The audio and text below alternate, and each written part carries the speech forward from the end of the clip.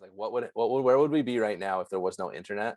Like if internet never existed, we would be so far, like I don't know where we would be, but like the information, the availability to talk and send information now is right there. It's always there, and it's so cool because it's like we've progressed in so many ways as a species since the internet, is what I'm trying to say, because Oh we're kind of yeah. forced to, you know. Yeah. Hmm. um It's exponential too. Like this is like the last 20 years was probably more eventful than the last 200 years, Yeah. maybe. Yeah. I don't Yeah. know. There's just well, so dude, much information that and data just like it, going from person to person. It's crazy. it sometimes makes me think of like the when Terrence McKenna would say time is speeding up. Hmm. Like the more time that goes on, the more exponentially Novel. complicated and novel Yeah. really it's getting. But I think it's super cool. Like I don't think there's anything to worry about. I mean, I don't know. I I've lived through a lot of life and a lot of pain and heartache and just grief and all that stuff. But like at the end, it's like if it if I didn't have that, what would I have? You know what I mean? Like you got to be grateful for it all, because otherwise it's tough, you know. But It's a package deal. You can try to like accept certain things and reject others, but it's all one. It's your life. You know, it's all I, part of a yeah, singular whole, and you can't really pick and choose. I like this experience. I didn't like this experience. It's like, doesn't really matter what you liked or didn't like. It happened, right? dude, my buddy that I see, my friend, I see him like here and there, at least once a week. He said that he had a DMT breakthrough recently, Hmm. and he said the first time he ever smoked DMT was 10 years ago, and he's probably smoked, you know, I don't know how many times, but a decent amount of times in between then and now until the breakthrough. But he's never had a breakthrough. He's always said he's a little scared to do that because I don't know, just it's complex. I don't know if you guys ever done it, but it doesn't matter. It's not what I'm saying. What I'm getting at. What I'm getting at is he said he had the breakthrough, and he said it was he was baffled. He was like, uh, it never stops. You know, life. Like we die and then we go into a different form or whatever. We change, but like it never ever stops. And I'm like, he was like, I don't suggest anybody do DMT because that's not something that just anybody can handle. Like that is intense and shit. Yeah, it is. I've never had a DMT breakthrough either. I mean, I think I have. And I think it was one time I didn't even ingest DMT. I was 3 or 4 years old.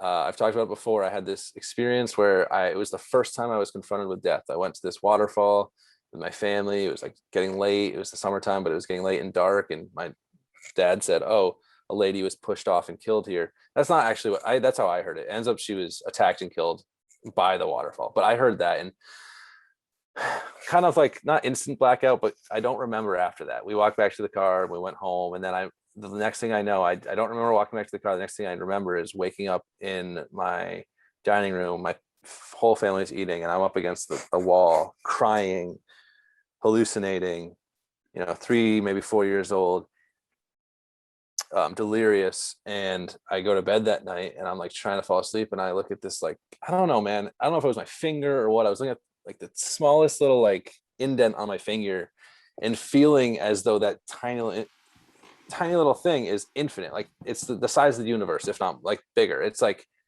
so I think I did have a similar experience, but it was due to other things rather than ingesting a substance, because I didn't ingest anything. I was 3, 4. I was too young, but I was still confronted with that experience of limitless, like Hmm. infinite.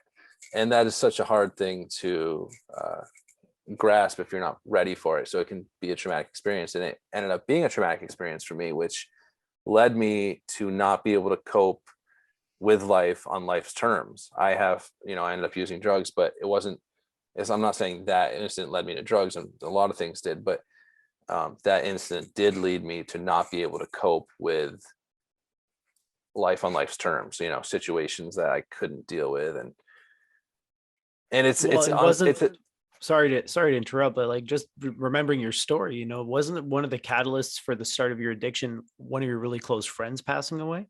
right. Yeah, so there's this common thread of mortality, confrontation with death, And Yeah. it started all the way back when you were very young. So that's very interesting kind of thread that kind of courses through your life there. Yeah, man. Yeah, exactly. Exactly. You're right. You're right on, man. It's so true. And yeah, when that happened, it was so unexpected. When he died. And yeah, sorry, I don't mean to rehash that. I just No. thought that was I just thought that was an interesting observation. it correlates directly. It directly correlates. So yeah. One other thing I wanted to talk to you guys about. I don't know if we have time. It only a couple minutes, but or maybe not. Okay. Yeah, I got lots. All right. So I don't know if you guys have ever seen Harold and Kumar. I have seen it. I've seen one of them. Wow. Okay. There's first one. Yeah. The first one was like, it's good. It's like a classic. Mhm. It's a good one. But the second one, I was watching it last night. I've seen it before, but I was watching it last night. It is the epitome of like, it is so racist. Like 100% just complete stereotypical. Like they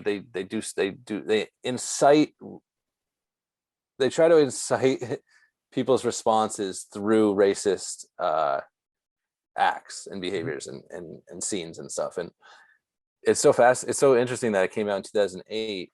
So it was like, what, 13 years ago? And that's not that long. I mean, sure, unless we're going back to that theory where things are speeding up, so things are happening quicker, which I think does pertain to this. Yeah. That was such a racist movie, and it came out in 2008, and now it's 2018, 2019. Even people are being canceled for the small things. They would say one thing that was maybe like would hint at them being racist or sexist or whatever, and they're going to be canceled for it. Whereas this movie production company, I'm not blaming the actors or the writers or anything, but the company that put it on, and Hollywood ultimately put it, like that whole conglomerate made it and put it out.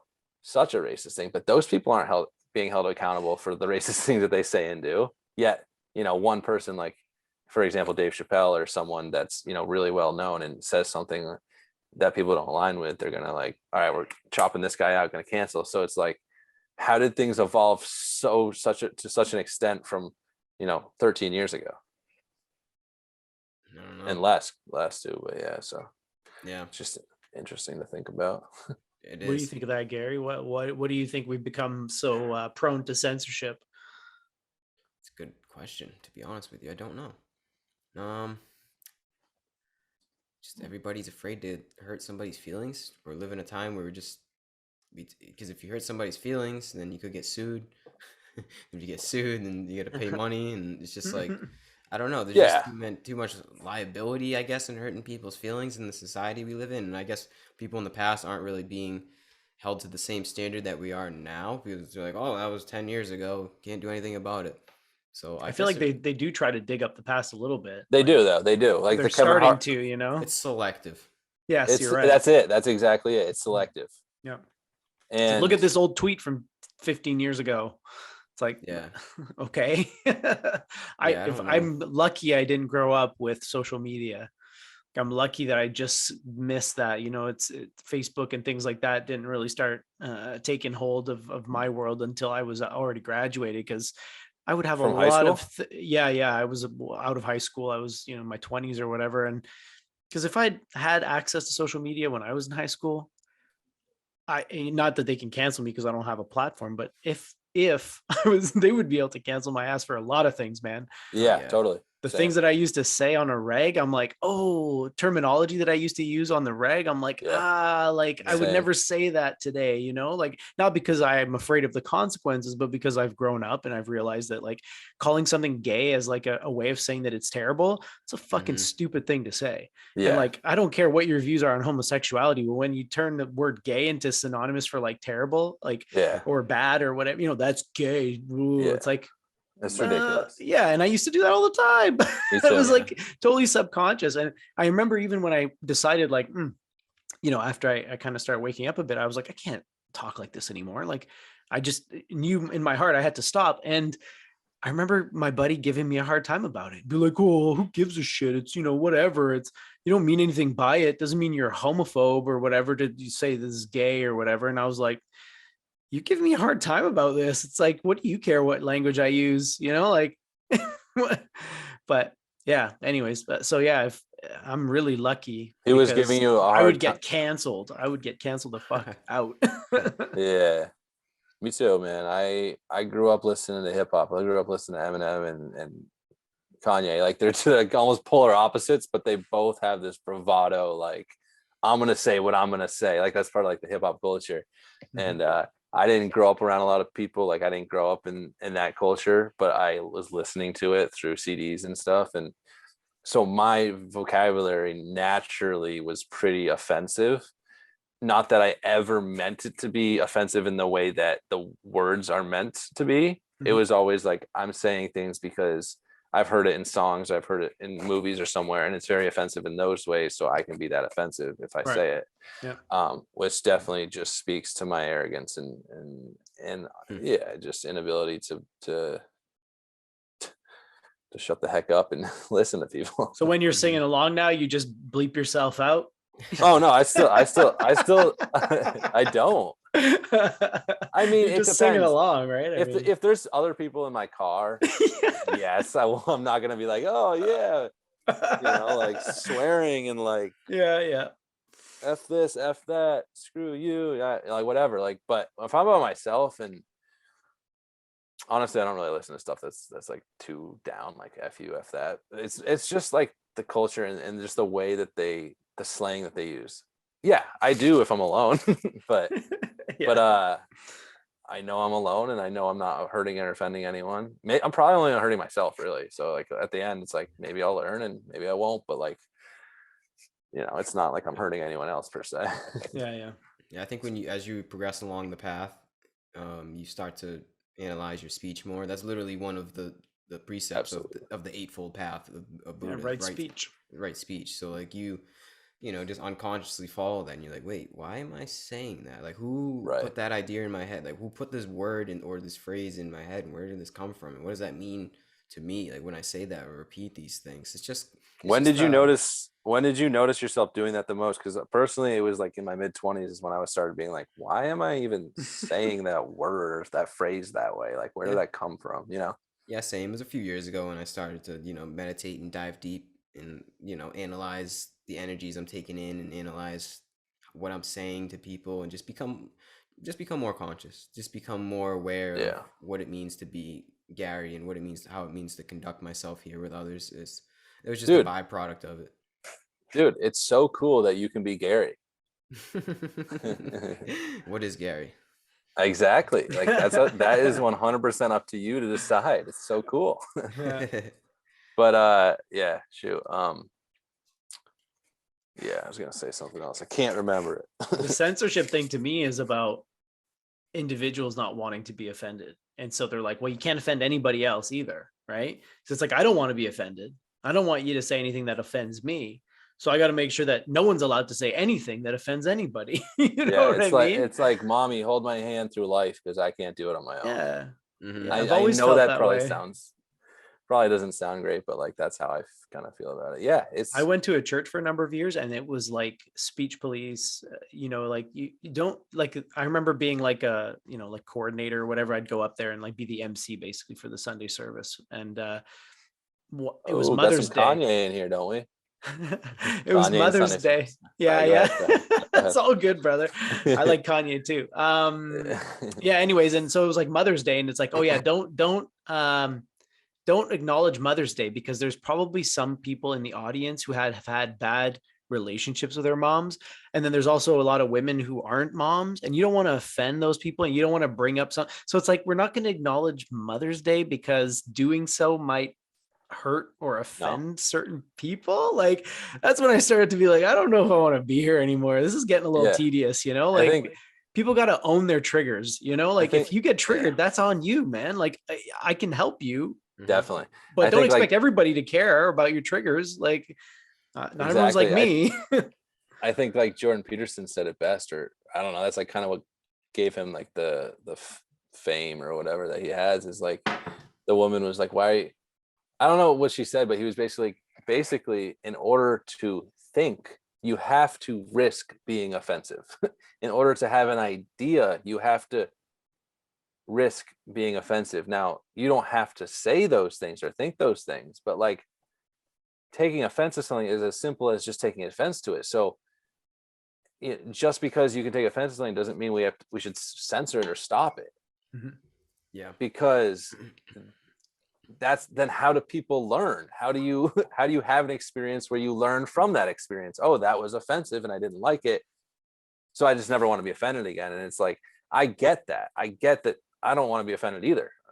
Like I hate being offended, but the key is that have you to decide understand. whether you are offended or not. It's not That's like true. external events and situations offend you. Yeah. You have to consent in order to be offended. Well, dude, like somebody can insult me and I can be offended, or I can be like, well, that's their opinion of me, and move along, right? Like, I don't have to be offended by anything.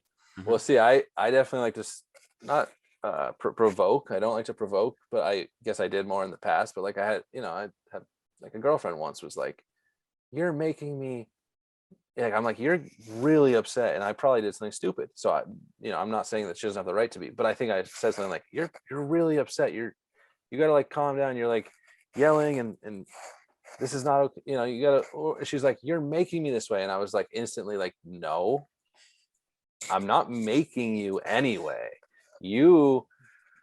I'm just saying you are, or I can even speak for myself because I've been in that situation. It's like, I'm choosing to react to you a certain way because I don't know how else to react.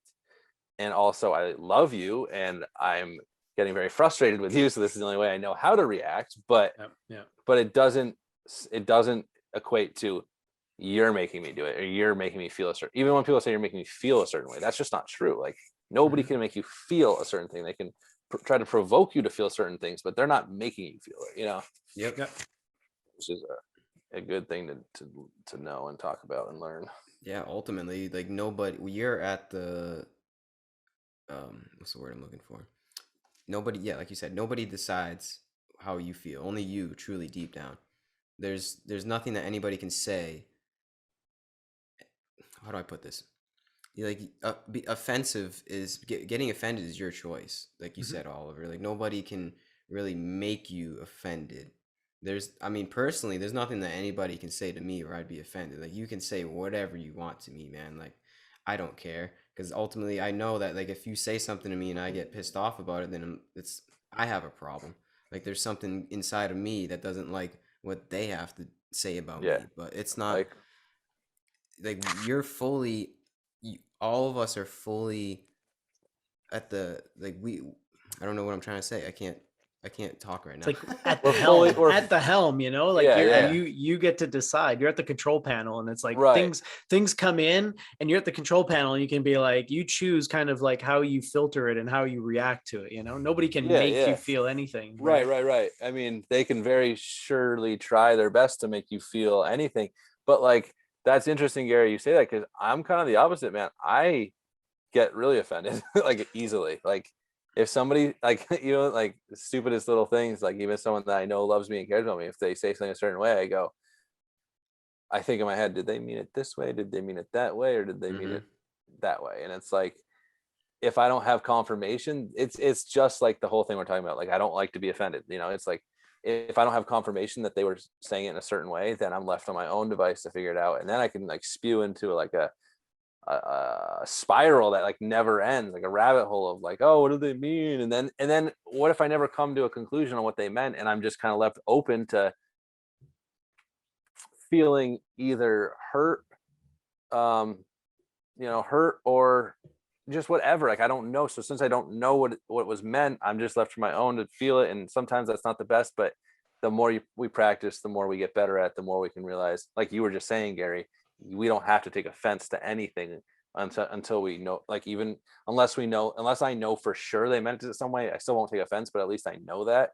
So like, I don't know, there's something here is what I'm trying to say is like, even if we can't get confirmation about what they meant by it, we can still learn to, not react to it. And you can like assume good faith, right? Like if it's not clear, like, and this is kind of my personal policy on it is like, if somebody's trying to get at something, but they're like hinting at it, innuendos, they're implying things without stating it straight up, then I completely ignore it. I completely ignore it. That's good. Because it's like, and in my head, I'm like, if they actually have something to say to me, then they're going to have to say it explicitly, because I don't deal in the hints and innuendos. So it's like they might have been trying to offend me. They might have not been. I'm like, no, it wasn't clear. So I just treat it like, well, it was fine then, until they have a real problem, then they'll tell me. Right. But so yeah, to me, it's like, if I'm not sure how they meant it, I just basically assume good faith unless they prove me otherwise, and then it's like, okay, well, I guess I adjust my assessment. But to be supportive and to produce something, I feel like with you, and I could be wrong, you don't assume what they're saying, but do you try to like help them or not even, just kind of like push them a little bit to kind of figure out what they're saying, like, as opposed to, it depends, right? It's the situation. Yeah, it depends on the situation. But like, so for example, at my work, like sometimes I'll have a colleague or one of my employees who's going to be like, oh yeah, did you see that email from so-and-so? Really snarky, right? And I'm like, well, I didn't think so, because it's an email. And written communication loses 90% of the context, because 90% of communication is nonverbal. It's in different cues and body language, and email gets rid of all that. So I just saw an email from a person and I didn't see it that way. And they're like, oh yeah, good point. Good point. And then on the flip side, the way that I do it is I put hella emojis into my emails, and I don't care how unprofessional it looks. I'm like smiley faces and winky faces, just so people know, like, I'm happy. I'm not like, because if you don't do stuff like that, your email has no punctuation. It's just fucking periods and straight to business. People could take it the wrong way, because it's like, and I feel like that happens in again, face-to-face communication as well. But just as an example, like, yeah, it's easy to read into messages or conversations or comments that people make. And so I guess what I try to do is not read into anything beyond what it is on the surface. So if it's like, again, if there's implications that they're not saying straight out, I'm like, well, I can't speculate. So I'm just going to deal with what I know for sure. Yep, exactly, man. And that's their problem too. Like I like to reach a point where if there is some kind of passive aggressiveness in what a person says, or some kind of, like you said, innuendos, or something they're trying to say in a weird way to like convey some kind of message that is underneath, I just like to think that's their problem. That's not mine. Like you said, just take it at face value. And if they have some kind of problem with me, it's not my problem that you have a problem with me. That's your problem. That's right. That's right. So I mean, anyone's thoughts and ideas about who you are not your problem. They're their problem. That's the way I like to look at it, man. Like, I can't do anything to affect how other people think about me, and other people can't do anything to make me affect how I think about them. I just kind of, well, yeah, I think I said that the right way. I kind of just that was it. I reach a point of detachment with other people's feelings toward me, and that's not easy to do, obviously, because we're conditioned in a way where our ego is kind of like, that's just like the whole ego game we've been conditioned into. It's like the drama of life between other human beings, and like it's like a tribal setting, and being accepted into the tribe. It's kind of like ingrained into our DNA, right? These kind of the way that we communicate like that, and seek external validation from other people, right? Yeah, like so you can be accepted into the tribe for survival. That's literally ingrained in us. Like, that's in our DNA.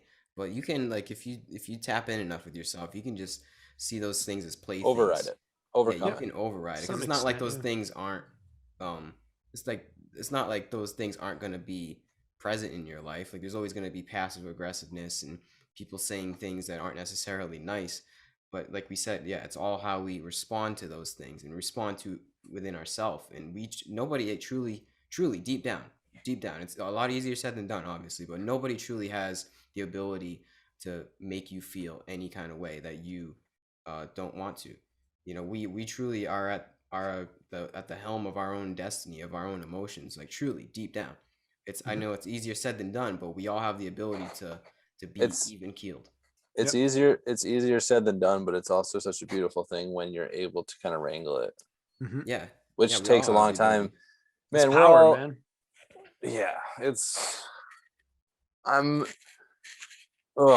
I was gonna say, like, that segment where Oliver was just talking about the email, and then what you said, and then what I said after is a good segment. I know you do your own videos, but like you're probably gonna clip something and put it at the beginning like you normally do. But that's probably like what, like a 1 minute, or maybe not even a minute, but a good segment to put it at the beginning. But I like where your head's at, dude. You're thinking video post-production while we're in the middle of it. I like that. That's good. I'm human wanting, or human doing future doing.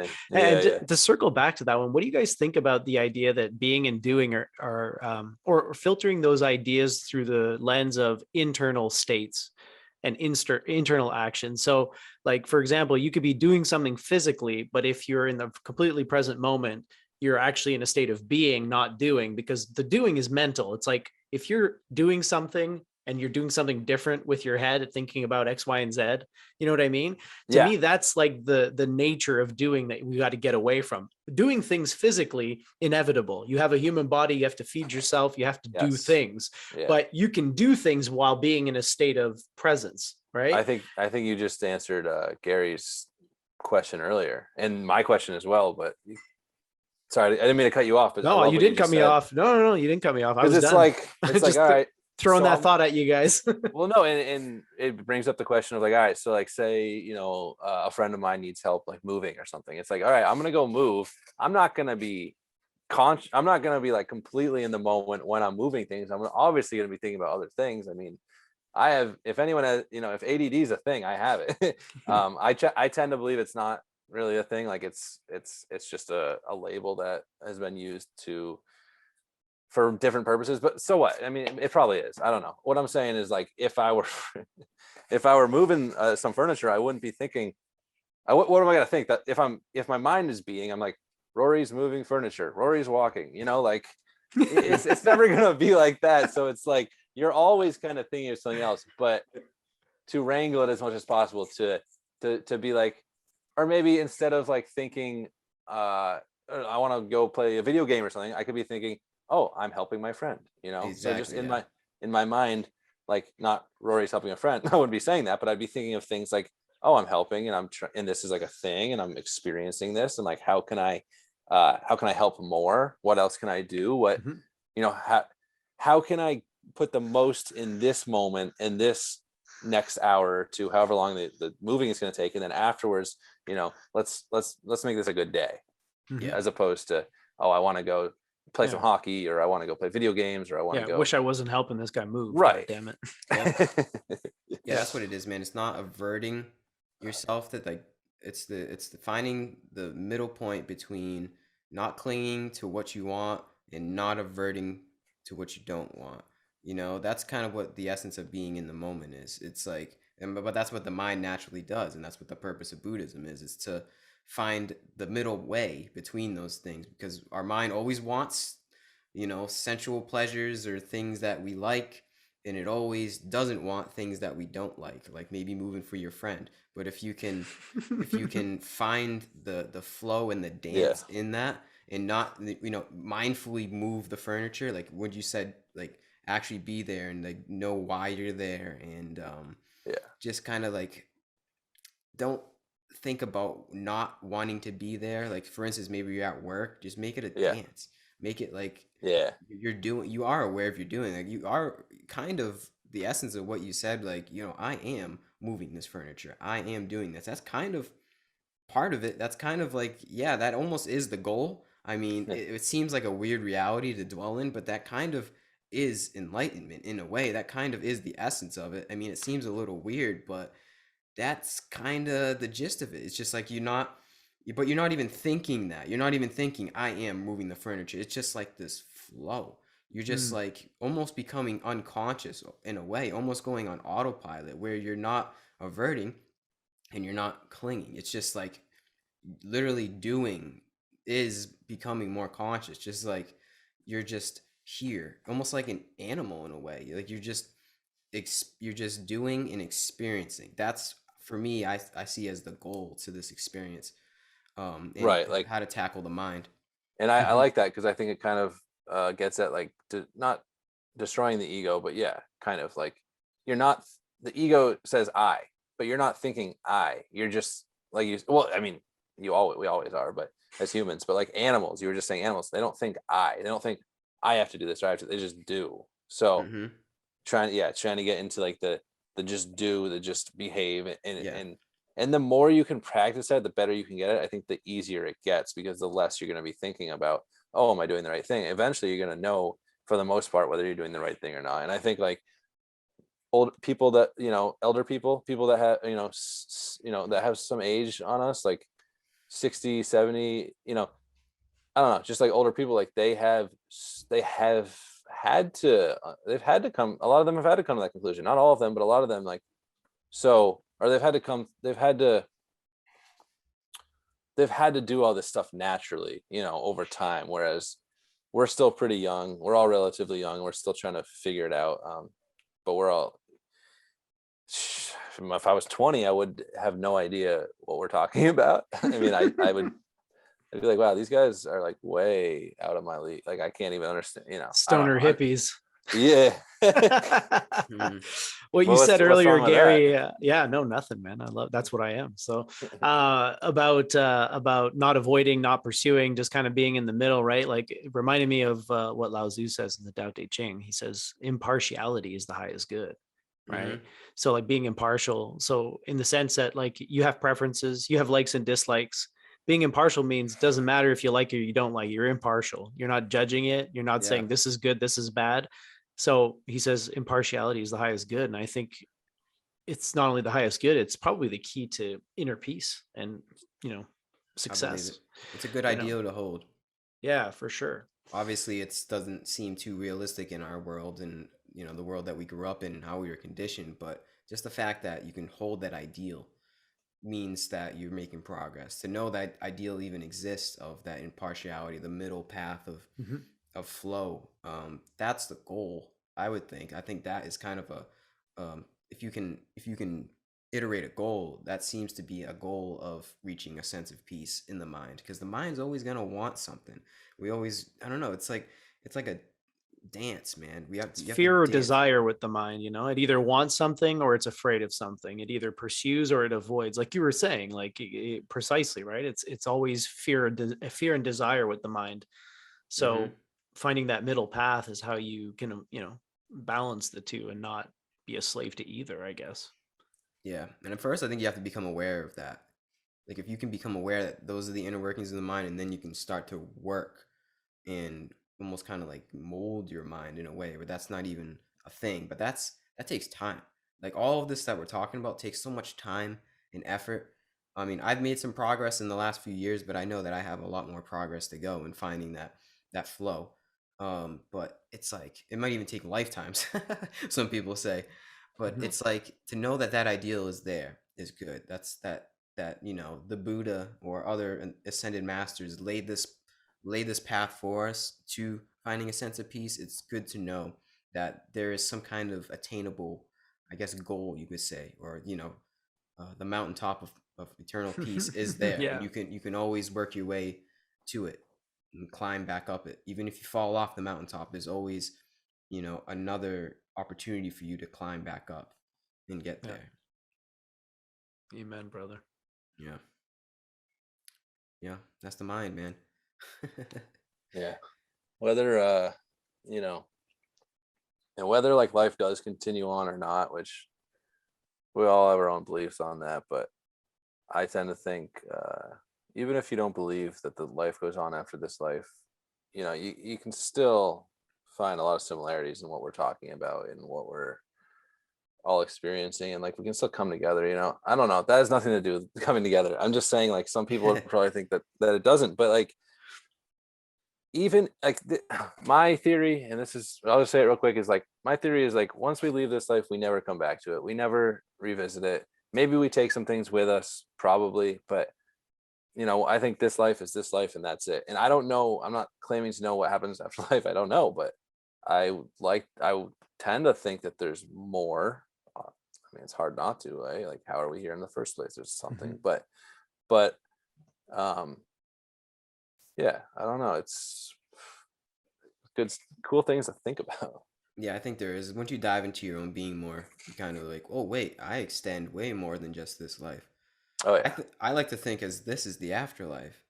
This is a form of the afterlife. We already, Yeah, we've already died, and this is it. We've arrived. Like, look at the technology we have. This is magic. This is kind Yeah, of like heaven-like, or it could be hell-like, depending on what your karma is. But we we've seemed to reach a point where it's almost like an in-between stage. Like, this is whatever comes after this, it's gonna be crazy, man. I can't even fathom what it is. But think about it, right? If you were a peasant in the 1400s, we'll say, you couldn't even fathom this. So if we did right. reincarnate into this life, this is the afterlife. Here we are. We made it. So I think if you want to say like life goes on, that's how I picture it. Is like we reincarnate into just a different age, like a different age that you can't even fathom, where one might think it is heaven. Like think about it, man. People used to have to worry about their next meal, diseases that they didn't even know were diseases. Dying at an early age.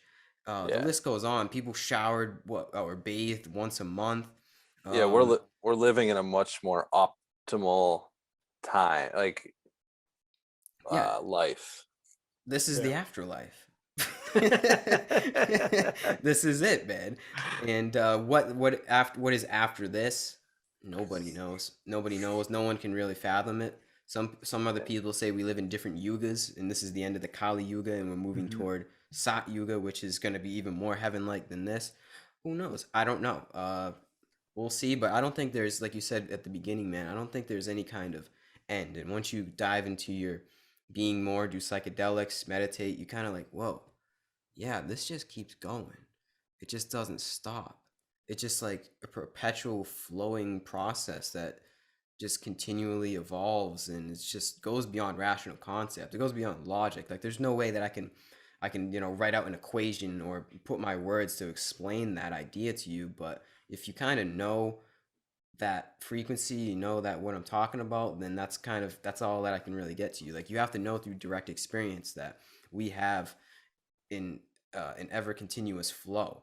Like we are infinite beings, and Well, that's not yeah, and something that I can tell. Like you just realize that, yeah. and they're like, oh, okay. Well, and just we have so many sacraments, man. Like in this life, there's so many sacraments that we just Hmm. a lot of times take for granted or don't realize they're sacraments. Like psychedelics, for example, or I don't know, weed. Yeah, Weed is such a sacrament, and like 100%. It's the herb, man.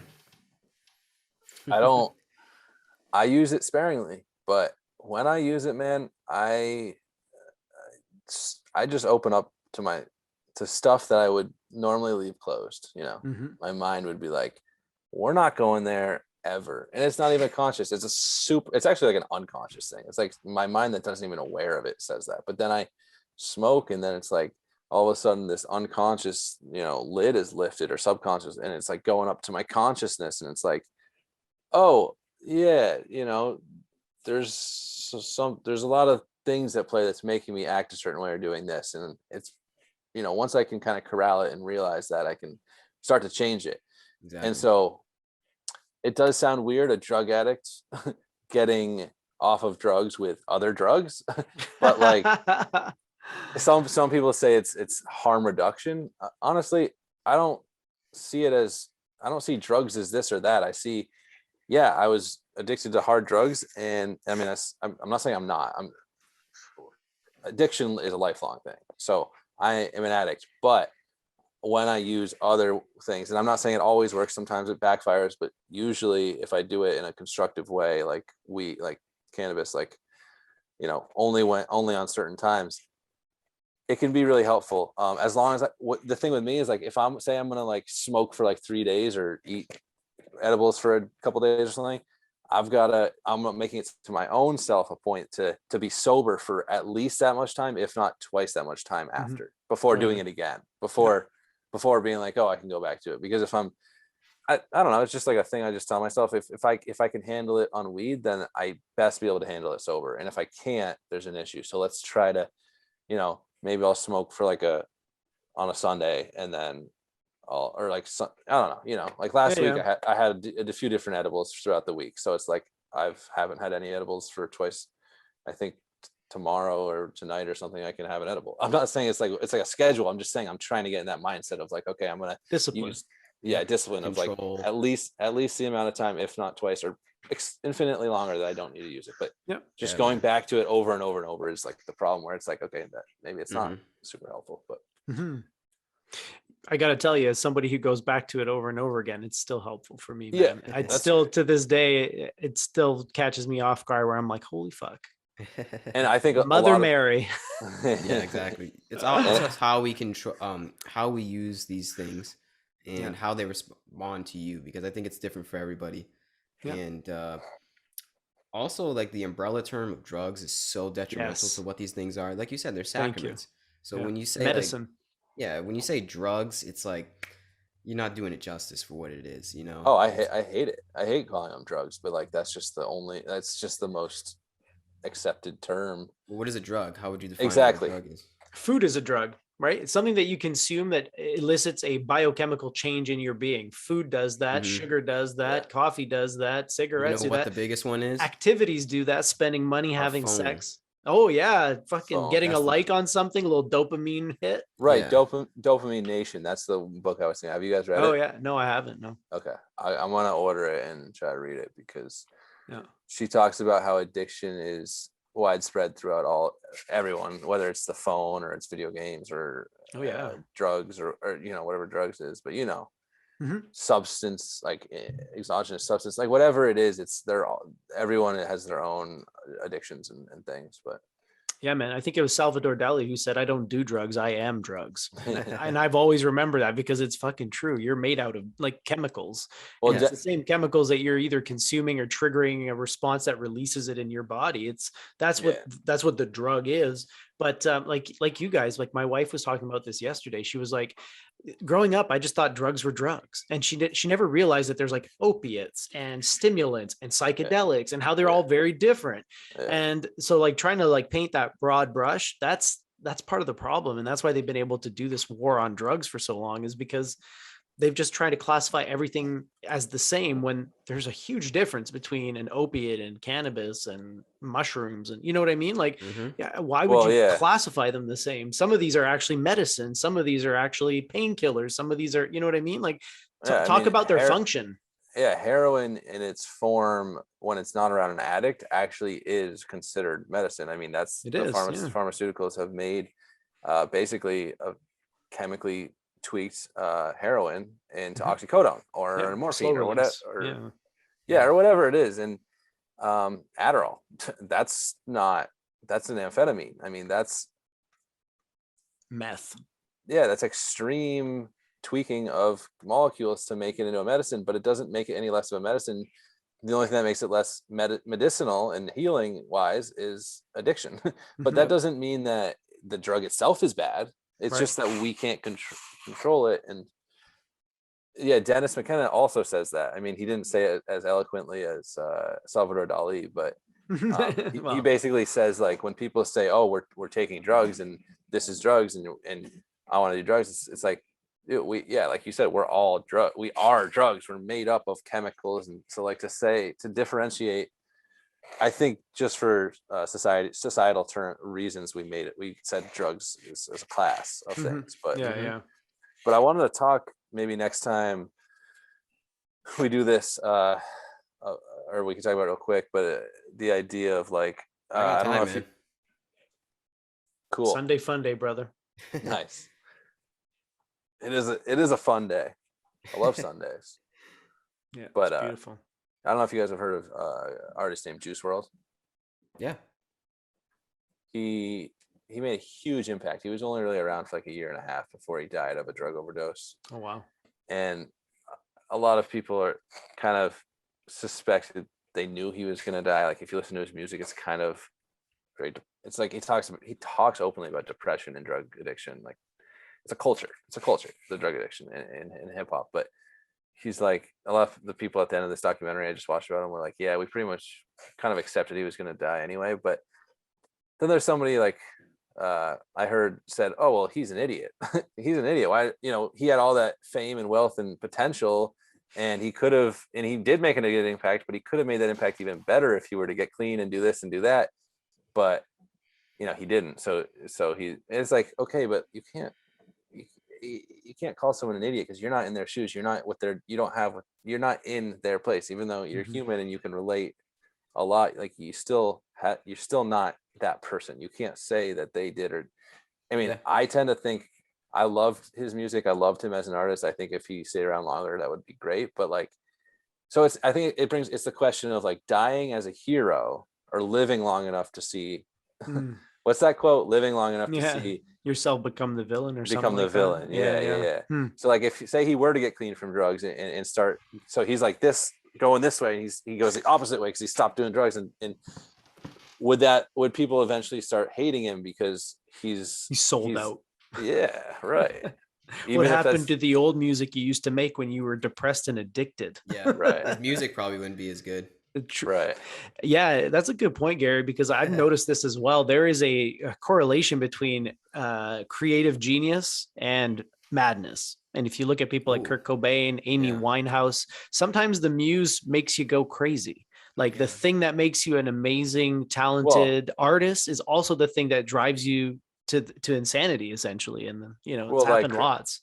Chris Farley, for example, he was not a musician, he was an actor, but he was exuberantly funny and like extra. He was like a lot to deal with on all his funny stuff, and that's to me was his true essence.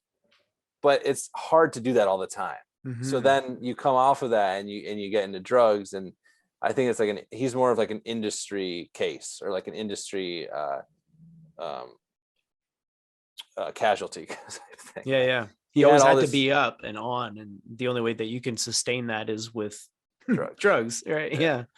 Wow. And I don't think it almost feels like people didn't really accept him for who he truly was, so he had to be a little extra. But well, I mean, yeah. So, but him and John Belushi both died at the same age of the same thing, which was a speedball mixing, I think, heroin and coke. Damn. Wow. They're both SNL, pretty great. Yeah. That's huge in show business or just entertainment altogether. It's just, substance use. Oh yeah, Chevy Chase or somebody, I don't know, was saying how they used to like make fun of drugs. Yeah, there's this SNL from like the 60s or something, the 70s, where they roll up a joint and they try to stick it in their arm and it's not working because it's a paper joint. It's a joint. Yeah. And then they were making fun of drugs, but then they would go backstage and snort lines of coke right there. So it's like, that's crazy. Not being very transparent. Yeah, exactly.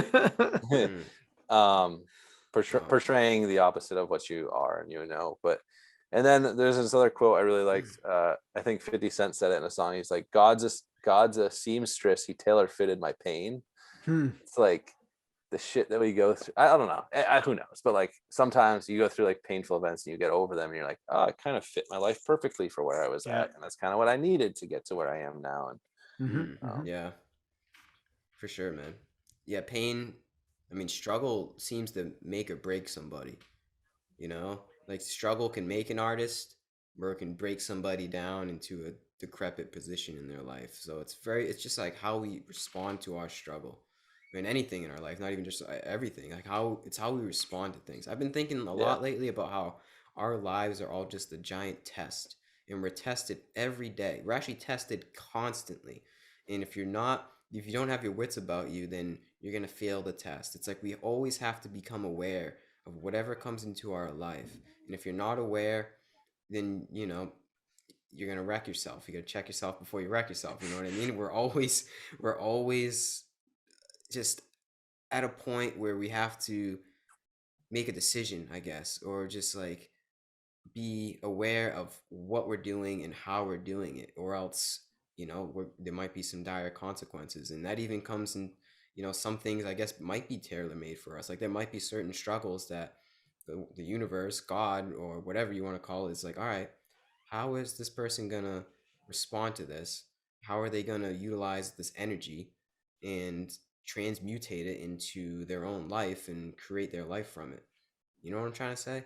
It's almost like, if everything is energy, then you got like your struggle is like a certain capacity of energy. Like it's a certain kind of thing that was cast into your life. Like, all right, what am I going to do with this? How am I going to transform this into, I guess, better my own? It's all in like how we respond to what happens, I think. It's a test. That's the art of living right there, brother. Mm.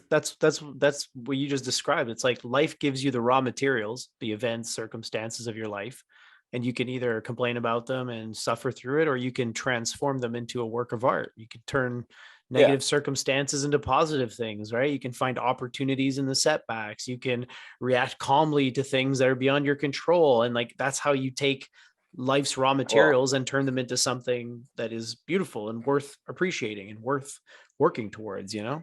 Yeah. Yeah, it makes me think and feel for the person who thinks they've been doing that their whole life, but then wakes up one day and realize they haven't been.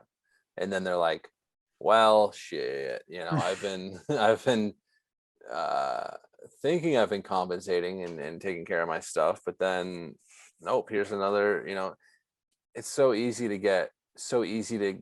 to allow something to happen to you and then take over your life almost and be like, Yeah.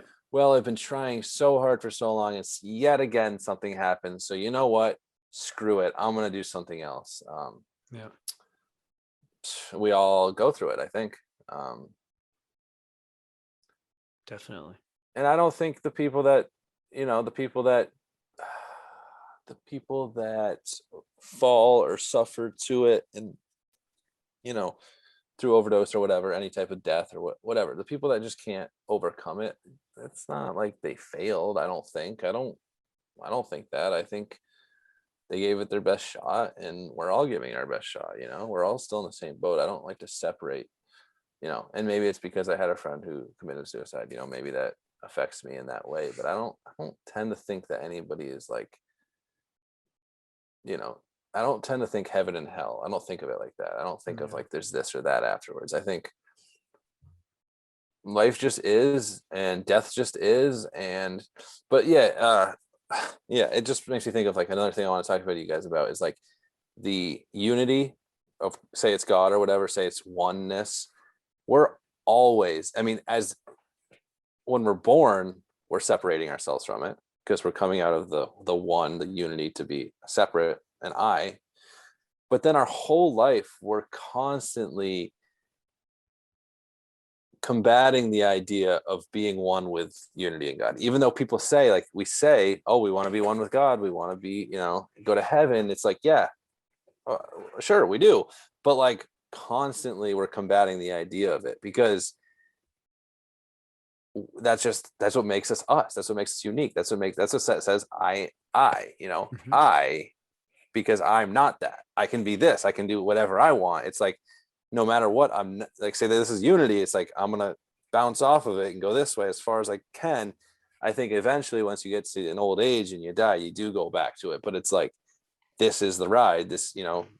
buy the ticket, take the ride. This is the experience where it's like there's times where we go towards God and stuff, but we're never gonna be able to stick to it until our time comes, which is really freaking cool if you can think of it like that. Like, oh, this is just an experience. I get to do whatever I want when I want, but obviously be moral and ethical, and always try to do the best. Yeah, man. That's the ride, is to recognize, because at least you already have that recognition. A lot of people don't know this is just a ride and that there is that unity. Like you're the thing is like we always have the unity, right, in the back of our heads. But yes, there's nothing that I can do to really not be Gary, and there's nothing that you can do to not be you. But if we can recognize that we are connected and unified at the same time, then that's like how you beat the game. That's Mm, the way you go on the ride. mm. That's the flow. And if you can It's keep yeah. that if you can keep that in the back of your head at all times, um that's to me like that's what it's all about. That's what we were here to find. We were here to find our separateness. We were here to find our unity. And yeah, well, we came from the unified state of consciousness. We're gonna go there, but the thing is, we are there. That's where we Mhm. are. We're dwelling. It's magic. We're dwelling in a sense of separateness, but at the same time, we're also dwelling in the pool of unified consciousness that we always have enveloped. We do envelop, and we always will envelop. And it's that's the dance, man. It's like, how do you keep yourself in that mindset? How do you not listen to the egotistical desires within yourself and society that tell you you are separate? And how do you truly know that, yeah, you're me and I'm you, and we're going to do the best that we can to get through this together? Because like you said, we're all in this together. We're all in this struggle together. That's the I think dance. That's the test. How can you keep your wits about you to realize that we are truly all one? And how do you align yourself with God? That oneness is just be compassionate. Recognize, like I said, recognize that within you and others, and be compassionate, or at least have the capacity to be compassionate toward others. And yeah, from there you flow. it's just too darn bad that he didn't leave, like, God or whatever didn't leave us a guidebook. Well, some people say he did. Just yeah, many guidebooks, I would say. for sure. But yeah, I think the different eras there, yeah, I think clad in cultural and era specific garment, but when you strip it of all that stuff, what you find is the same kind of basic truth. Yeah, that's the Dharma. And the Dharma is the guidebook, but it's like, it's something that, it's not like I mean, sometimes it's in a literal book, but it's like a frequency you attune yourself to. And it's like this wavelength you can attune yourself to. And yeah, there's been plenty of other people that have iterated it to us in the past. And it's like, once you realize that, yo, they were speaking the truth, like there is some kind of truth to their words, and you feel that in your being, like you have faith in their words, you have faith that this is the truth, and you can see it put in all different kinds of ways. But you realize that there is this essence, like there is this kind of guidance that is within all of us. It's like a self-realized guidebook that you can attune yourself to. Yeah, I mean, it is in literal books sometimes, like, if you read some Buddhist text, or all texts, honestly, all religions hold some kind of truth, but ultimately you have to find that internal guidance within yourself, and we all have that. We truly do. We all have that. I know what you mean, though. It's funny that, we are just put here. We're just thrown here. Like, all right, humans, free for all. Yeah, your Figure it phone out. comes with an instruction manual, your car comes with an owner's manual, but you've got the most complex, advanced, evolved biological, creature at your disposal, this human body, and you don't get any instructions. Sorry, buddy. You know They what don't it is? tell I you how think this thing works. They don't tell you how to use the mind. They don't tell you anything. It's just like, have fun, get out there. I think we were more attuned to that at one point, and we just kind of lost our way. I don't know. There's something in me well, that says, I think I would agree. I think there's probably ancient cultures and different cultures throughout time that are very attuned to it, like very attuned to how things should go. But here we are in the mixing pot of 2021. I mean, everybody's so, it's like, yeah, it's becoming, the world's becoming one culture. And I'm not so naive and arrogant to say that it is yet, but I'm just saying, with the internet and with the ability to fly from one part of the world to the other part of the world, overnight, that, like, all the cultures are mixing and clashing. But I don't think that's a bad thing. Yeah, I don't know. I'm it's not. not. It's totally good, because what we're seeing with our cultures mixing and mashing together is like, wait a second, we're all the same. We thought we were different before. And we're like, wait, they just might have a different way to put it in a different language, and they might look a little different. But what Right. these person's actions are telling me is that they're just, they're just a human being, just like I am. And I think that's definitely good. I mean, it's right now, it's like we're in the growing pain stages of becoming a globalist society, where it's like some people aren't on that wavelength, a little too much nationalism or something. But if you're a conscious being, you can see that we're all going through the same shit. And if you can recognize that, it gives you a sense of humility.